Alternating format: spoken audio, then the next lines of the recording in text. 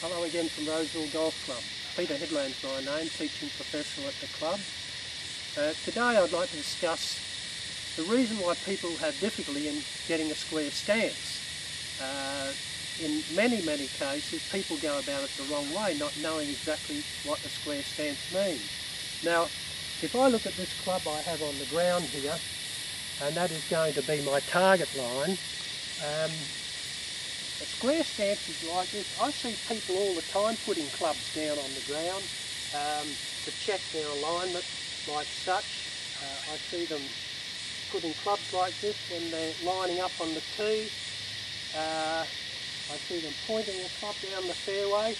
But of course, what happens is very few people actually know where their shoulders are aiming. Now, the shoulders is what really dictates whether your stance is square or not.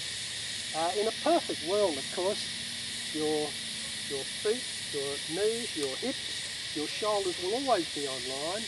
But generally speaking, in most cases, I see people aimed up like this. Their shoulders are pointing like way across the line. Now, admittedly, a lot of those people are doing that because they slice the ball. And they've got to aim left so the ball will cut back in the middle of the fairway. But really, a square stance would be squarer if we stood like this or stood like that, but we had our shoulders on line. That's what's most important. Now, the thing is, do we want a square stance? If you draw the ball, or a bit of a hook, or if you fade the ball, like with a bit more of a slice even, you wouldn't want to aim square. Not square to the centre of your fairway. If you're going to slice the ball and you continually slice the ball, you would have everything aimed just slightly left. So you can hit the ball down the left side of the fairway and fade it into the centre. The opposite is true, of course, if you hook the ball or draw the ball. But remember, we're going to be aiming down the right side of the fairway then.